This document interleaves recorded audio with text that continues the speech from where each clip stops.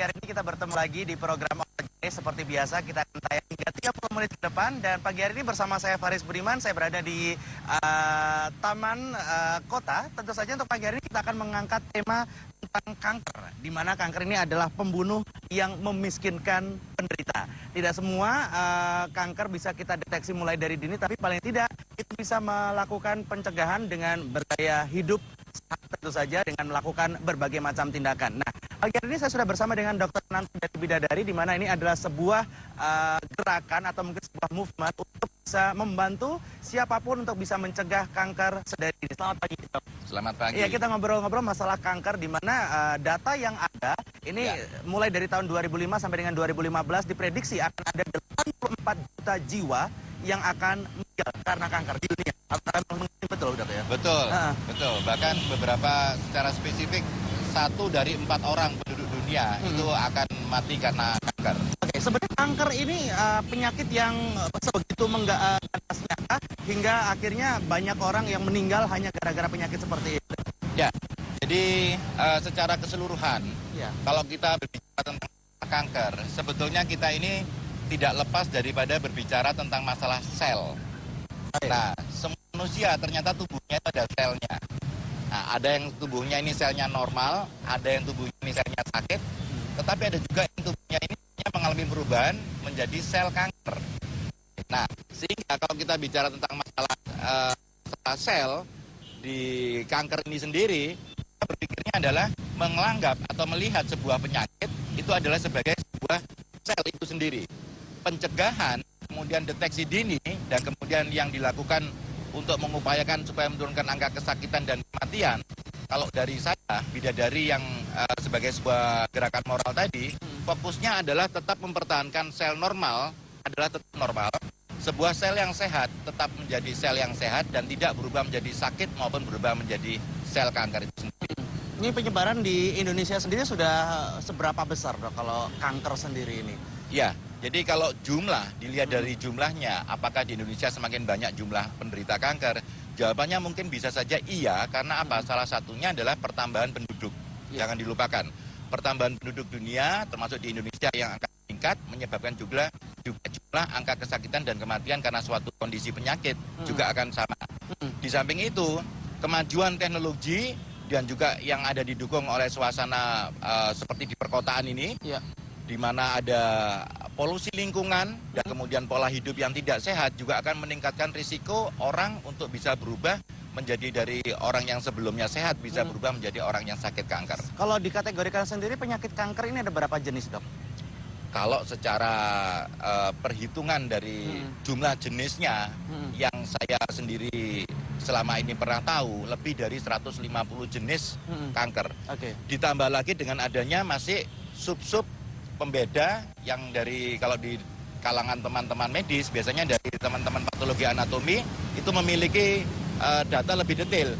Jadi jumlah-jumlahnya apa saja, pembagiannya bagaimana secara medisnya itu ada di dalam keilmuan patologi anatomi. Kalau dari Bidadari sendiri ini konsentrasinya untuk melakukan sebuah gerakan atau mungkin movement dari pencegahan kanker ini yang lebih dikonsentrasikan untuk kanker seperti apa, Dok? Ya.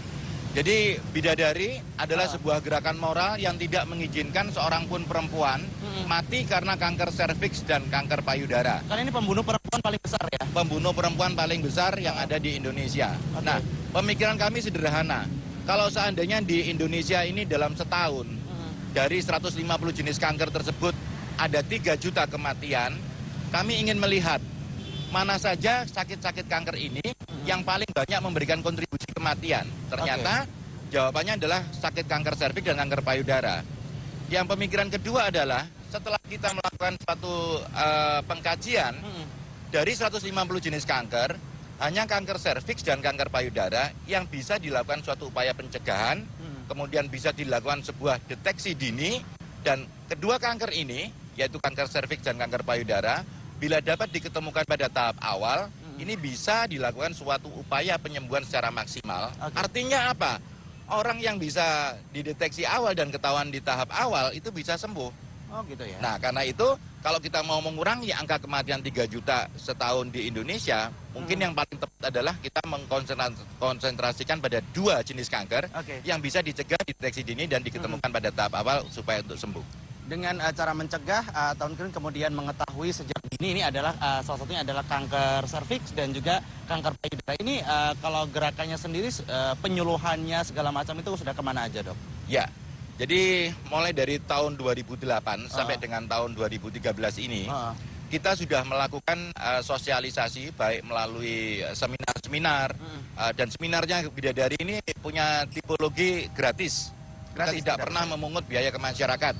Kemudian sosialisasi juga dilakukan di media massa, baik itu di televisi, di radio, maupun fasilitas di internet seperti di web seminar internasional.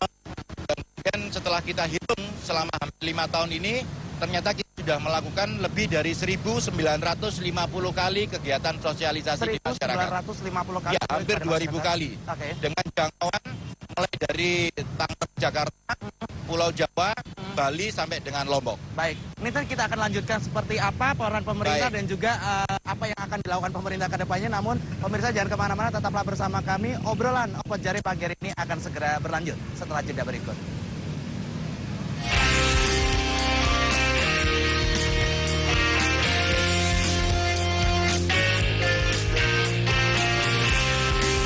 Juga yang memasang foto lilin. Nah, ini filosofinya seperti apa? Mungkin kita bisa kembali lagi obrolin pagi hari ini. Tadi saya sudah ngobrol-ngobrol sedikit tentang masalah kanker bersama dengan Dr. Ananto dari Bidadari. Nah, Dok, kalau kemarin kan kita sempat melihat beberapa profile picture yang ada di BlackBerry Messenger atau mungkin di Twitter dan juga di Facebook. Di media sosial yang ada gitu. Ini sepertinya filosofinya seperti apa, Dok? Penyerahan lilin yang ada itu. Ya, jadi saya sangat senang sekali karena Bidadari sejak 5 tahun terakhir ini mengkampanyekan bagaimana kita ini harus peduli terhadap kanker dan kemudian melakukan upaya bersama-sama serta menggerakkan seluruh partisipasi dari masyarakat. Nah, filosofi daripada Candle of the Light tadi adalah pada seorang penderita kanker, kalau dia sakit kankernya dalam kondisi yang stadium lanjut, maka kehidupannya itu terasa gelap. Nah, tidak ada harapan lagi. Tidak ada harapan lagi memang. Dan memang kenyataannya memang tidak ada harapan. Dia akan menuju kepada suatu proses kematian. Nah, di dalam keadaan gelap gulita di dalam dirinya ini, dia berharap akan ada cahaya. Nah, cahaya ini dari mana? Cahaya adalah ibaratnya adalah cahaya-cahaya yang ditimbulkan dari lilin-lilin yang dinyalakan oleh orang-orang, baik itu keluarga, kerabat, sahabat, maupun masyarakat di sekitarnya yang peduli terhadap dia, dan untuk memastikan bahwa dia tidak sendirian. Meskipun dia sedang sakit, dia sedang menderita, dia sedang menanti ajal, tetap akan ada banyak orang-orang yang berpartisipasi, bersimpati, dan kemudian ingin mendampingi dia. Intinya seperti kalau penyakit kanker, selain penyembuhan secara medis, ini penyembuhan secara psikis juga dibutuhkan. Iya, jadi medical support dibutuhkan, psychological support juga dibutuhkan, dan juga perlu informasi, sehingga kalau seandainya kami dari Bidadari ini punya website namanya www.bidadariku.com, maka orang kalau mencari informasi di situ dia juga lebih tenang karena dia tahu apa yang akan terjadi dengan sakitnya, atau dia bisa mencari sahabat, kawan, dan kemudian diskusi, sharing di situ juga seperti itu. Dok, sepertinya pagi hari ini kita juga kedatangan tamu, ada spesialis patologi anatomi yang sudah datang. Selamat pagi, Dr. Edi, apa kabar? Nah, kita ngobrol-ngobrol bergabung di sini. Ngobrolin masalah penyakit kanker, di mana penyakit yang paling membunuh katanya. Ini seperti apa, Dok, kalau dari sisi medis yang dokter ketahui? Ya, sebetulnya seperti kita ketahui ya bahwa kanker ini trennya semakin lama semakin banyak. Iya, betul. Semakin banyak. Dan kayaknya menjadi momok di masyarakat ya, begitu mendengar istilah kanker mereka semuanya akan takut. Tapi sebetulnya kalau kita mengupayakan supaya ditemukan kanker ini di tahap yang masih sangat dini, maka sebetulnya banyak sekali kanker yang bisa istilahnya dihilangkan dari tubuh si pasien ini tadi. asal tumor itu ditemukan di tahap awal dan juga tergantung dari jenis tumornya ya. Banyak sekali seperti kanker leher rahim ya atau kanker serviks dan kanker payudara bila ditemukan di tahap awal, harapan untuk kesembuhan itu cukup besar. Kalau dari segi jumlah pasien sendiri antara jenis kelamin pria maupun wanita ini yang paling banyak menderita ini kebanyakan perempuan atau laki-laki, Dok? Ya, sebetulnya sih relatif hampir sama ya. Tetapi kalau melihat secara umum ya di tingkat internasional pun kanker yang terbanyak saat ini di dunia adalah kanker payudara. Jadi bisa kita bayangkan bahwa kemungkinan angka kematian karena kanker untuk wanita sangat besar sekali. Jadi setiap wanita memiliki kemungkinan untuk memiliki kanker payudara atau mungkin memang ini gara-gara karena pola hidup atau mungkin seperti apa, Dok? Lebih ke faktor genetik atau pola hidup? Ya, sebetulnya ini teorinya sudah diperkenalkan oleh Dr. Ananto ya, istilahnya multi-hit trauma. Ya, jadi kalau sel tubuh wanita ini tadi mengalami berbagai macam trauma, mungkin karena berbagai macam faktor yang tidak dihindarkan oleh si wanita ini, maka ini akan membawa sel-sel normalnya akan berubah menjadi sel kanker tadi. Oke, intinya seperti itu ya gitu. Kan kalau misalnya dari faktor kebiasaan atau mungkin pola hidup ini juga sangat berpengaruh juga, mungkin dari polusi, kemudian merokok. Kebiasaan menyusui atau tidak anaknya. Nah, ini sangat melindungi kalau dia mau menyusui anaknya. Paling dengan seorang wanita menyusui anaknya bisa menurunkan angka kemungkinan untuk menderita kanker payudara. Begitu ya, intinya seperti betul. itu. Nah, ini kalau misalnya kanker-kanker yang lain dari sisi medis sendiri gitu kan, selain kanker payudara dan juga kanker serviks atau kanker leher rahim yang sekarang ini juga banyak, ini kanker apa, Dok? Kalau untuk pria banyak kanker prostat ya. Tapi arahnya juga bisa ditanggulangi sejak dini nggak kalau kanker prostat itu sendiri? Nah, ini agak susah ya. Kanker prostat ini gejalanya di tahap awal hampir nggak ada ya. Setelah itu, nah kalau memang sudah masanya, ukurannya semakin membesar, baru akan timbul gangguan di saluran kencingnya. Apa tidak orang-orang mengindikasikan ini ada kena penyakit hernia gitu, tapi ternyata itu adalah kanker prostat? Ya, bisa juga. Masyarakat bisa menginterpretasikan berbagai macam penyakit yang lain, memang demikian. Tapi prinsipnya yang utama adalah mendiagnosa, mendeteksi. Untuk kanker payudara sebetulnya tidak terlalu istilahnya jangan terlalu panik dulu. Bila seorang wanita menemukan ada benjolan, jangan panik dulu. Kita datanglah ke tempat dokter untuk pemeriksaan. Dan saat ini ada metode yang sangat sederhana, praktis, dengan hanya menggunakan jarum, ya. Jarum yang ukuran kecil ditusukkan ke arah benjolan itu tadi, maka kita akan bisa membuat diagnosa. Kira-kira penyakit ini apa? Belum tentu semua benjolan di payudara adalah kanker. Kadang-kadang ternyata hanya abses atau mungkin hanya keradangan yang bisa disembuhkan dengan pengobatan. Baik, kalau begitu kita nanti akan lanjutkan dengan pengobatan-pengobatan yang mungkin bisa dilakukan secara medis maupun pencegahan-pencegahan. Nanti Dr. Ananto punya tips-tips tersendiri ya. Ada program yang ada. Baik, pemirsa jangan kemana-mana. Kita akan lanjutkan obrolan kita pagi hari ini mengenai kanker dan peran pemerintah seperti apa. Tetaplah bersama kami di obrolan Opajari.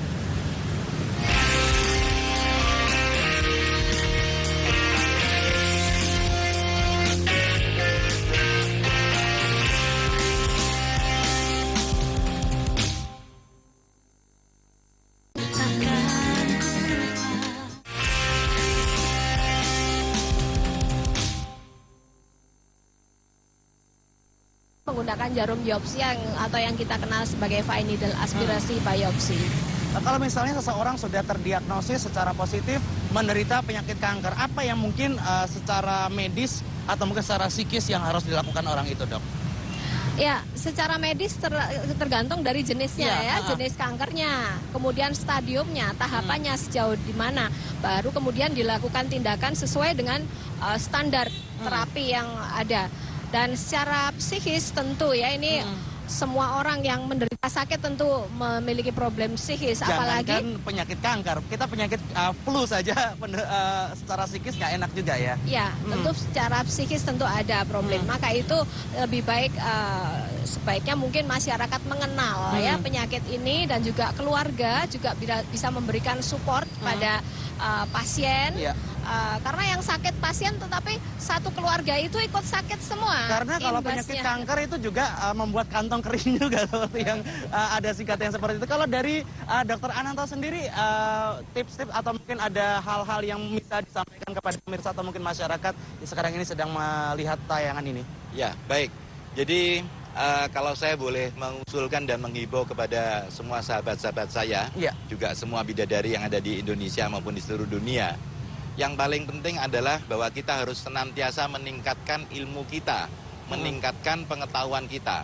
Nah, untuk bidadari sendiri itu bisa diakses di www.bidadariku.com atau bisa juga diakses melalui buku 3-in-1 pertama di dunia, Aku Bidadari dan Sastra, di mana di situ banyak sekali tools-tools, tips-tips bagaimana melakukan pencegahan kanker, serviks maupun payudara yang bisa dikerjakan oleh masyarakat itu sendiri. Mungkin salah satunya dikasih tahu di sini, Dok. Ya, jadi salah satu produknya Bidadari. Kalau kita ngomong produk Bidadari bukan berarti kita jualan loh ya. Enggak. Jadi tidak ada barangnya sama sekali, tetapi produknya adalah berupa standar operating procedure Iya. atau suatu tips, suatu teknik bagaimana caranya kita melakukan suatu perilaku gaya hidup yang sehat.